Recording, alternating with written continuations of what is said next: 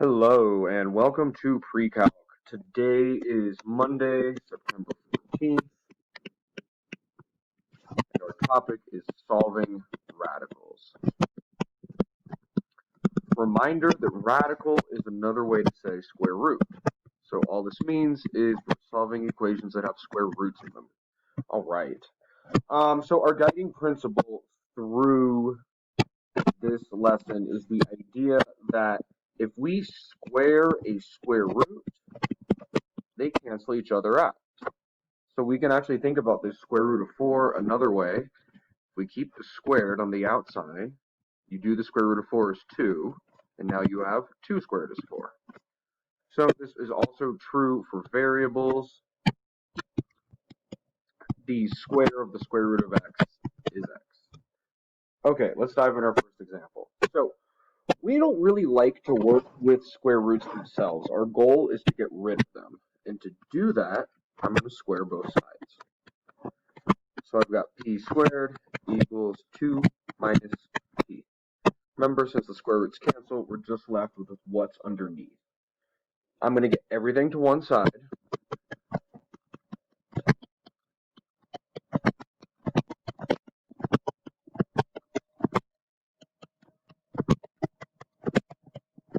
Great, it's all equal to 0. Now we're ready to factor it.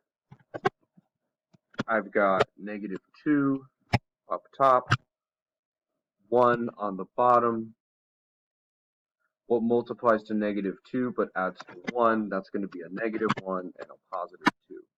This is an a equals 1, so I don't need a box.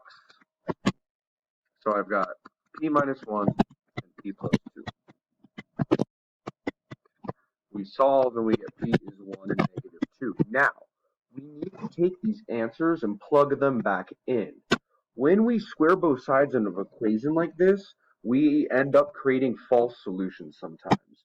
This happens because if I square negative 2, I still get the same 4. But if I plug a number back into an original equation underneath a square root, then we might run into some issues. So we call these extraneous solutions.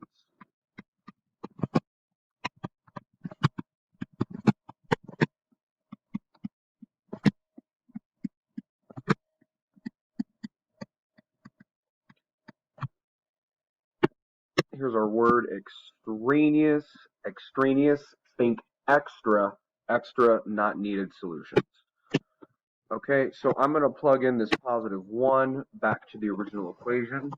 So I've got, well, let's rewrite the original equation. Now I'm going to plug in 1. 1 is the square root of 1. Great.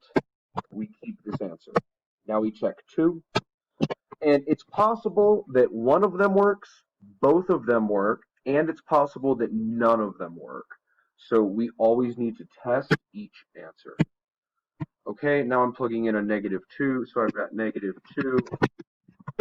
2 minus negative 2 is 2 plus 2. The square root of 4 is not negative 2, so we get rid of this answer and only keep the 1. Pause and rewind whenever you need to, but we're going to go to our next example. Okay, you should always write out the original problem. We're going to call this example 2. Okay, great. So when we see square roots, we don't really like working with them. I want to know how to solve this. So we're going to square both sides to get rid of that square root. So on my left-hand side, I've got n minus 7 times n minus 7.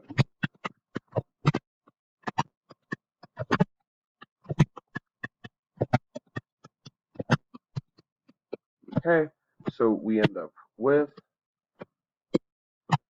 n squared minus 14n plus 49. And when we square a square root, we're only left with what's on the interior. So I've got 3n minus 21. Our goal is the same. We want to get everything to one side. I'm going to take away 3n. Negative 14n minus 3n, negative 17n, plus 49 equals negative 21. I'm going to add over this 21.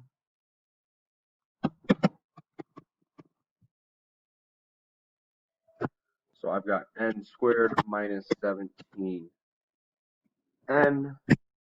plus 70 equals 0.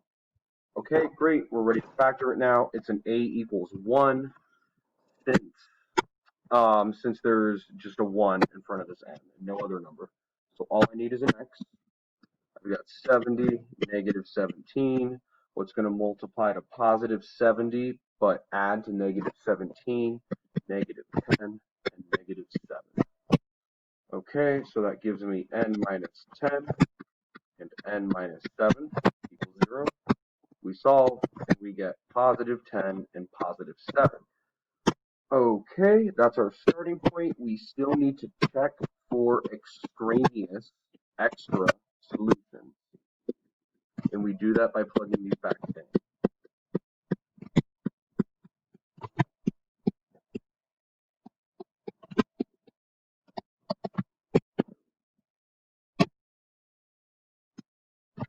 Okay, we're going to rewrite the original equation, which was n minus 7 equals square root 3n minus 21. Okay, let's plug in the 10. 3 times 10 minus 21. 30 minus 21.